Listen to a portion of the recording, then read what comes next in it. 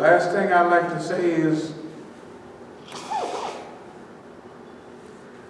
and I've been thinking about this for years, is that it reminds me of in East Africa, we was out at the Americana Hotel. We're all Americans, American style. The Americana is out on we're at the after hours, you know, club, the hotel, after 2 o'clock, stuff like that. They have a band type, you know, disco type stuff, you know. So we out there, and big tourist thing. So a bunch of international tourists. There's a big group of white folks, big old Germans, big old tough Germans. So one of my friends who was a radio preacher and a pimp and a hotel owner from down in Florida, he was older than us, but he was one of the curly wavy-headed guys, and he had a little girl named Dot. She was about our age. She was about 20 years old or something. So we got out on the floor, and we was dancing. So the white man said, the big old German says, I want to dance with you. So she spun him around, you know what I mean? You know how people know how to dance. So then we just dancing. So this cracker comes up and stands in the plane and gets bold. I want to dance with you. And so I cut loose on him. Brrr! I really wasn't expecting that, I guess. All the Germans got up. Hey man, we was having a good old time, barroom brawl. So I kept seeing chairs and stuff in my peripheral vision, and stuff coming at me, and it never hit me. Well, this cool, this preacher, you know, he carried a pango over there, just like the Messiah. It's a machete. He used to carry a gun, but he couldn't. So he'd be sharp as a tack, but he'd have his pango.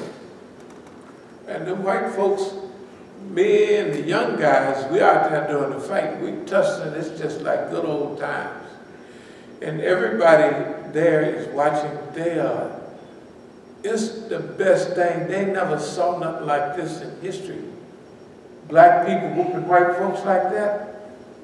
And when it was over, the white folks looked like they was bandaged up, looked like they'd been to Vietnam when they was limping off. It's because homeboy, since I'm in the middle doing a lot of the fighting, he's whacking at these crackers.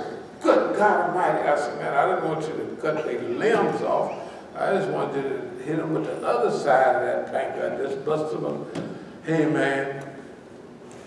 The next day I was down at the Kilimanjaro Hotel the next night, you know.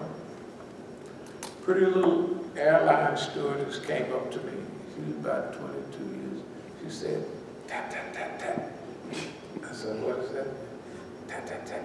I saw you last night. I saw you last night. And they worked for East African Airways, you know, so they stayed in a big hotel. And I said, man, here I am sitting up here trying to figure out how to catch me a cutie pie, and here's the prettiest girl in the region come up and snatch me up, because I wouldn't white folks. If I knew that was going to happen, I'd be at the airport, every cracker get off. But no, then every store I would go to, like some Buana. These are the Indians, Sikhs, everybody. Buana. See, I saw you, Buana. I saw that. I'd never seen that before. They never seen niggas whoop.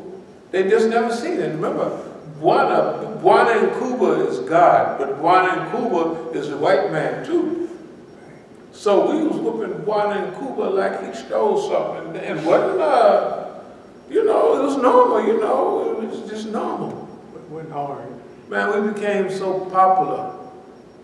I came back there a year or two later, and one of the white men that worked in one place saw me, and went and called the guard and told him to come arrest me, and the guard come walking up bashfully, mumbling. I said, oh man, what, no. I just said, I'm gone. Don't worry about it. And but for years, that was the talk of the town. Now, that's what we're doing here in America. We've already whooped them. That's a done deal. Remember, they done came against us with everything they got, they throwed everything. And all of that kills and destroys movements. And they done did 10 times to us what they do to everybody else. And it don't have no effect. That's already a win. But now we're going to design an educational program. And we're going to do that for a long time, educate and train. But we're also moving forward to build the infrastructure for the national liberation movement in America, Islamic Liberation Front in America. That sounds big, but what the heck?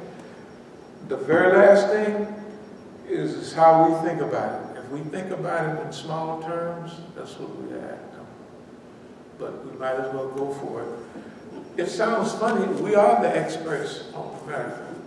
Hell, it's all on record. They ain't got nobody to even come close.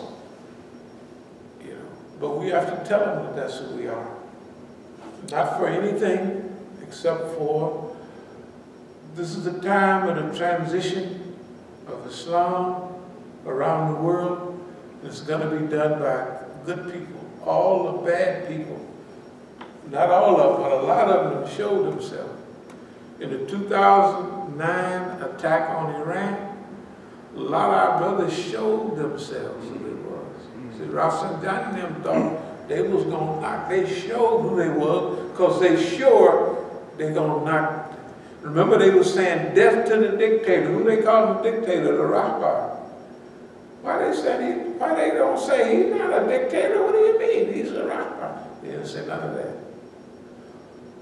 Many of my friends in leadership position now, I gave a talk out there in Colorado. I said nobody that's been going to school here that has too good a relations with America should be allowed to run for president.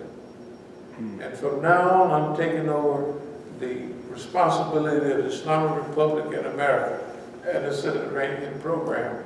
Nobody said a word. Like, who the hell are you? What do you mean you're going to take it?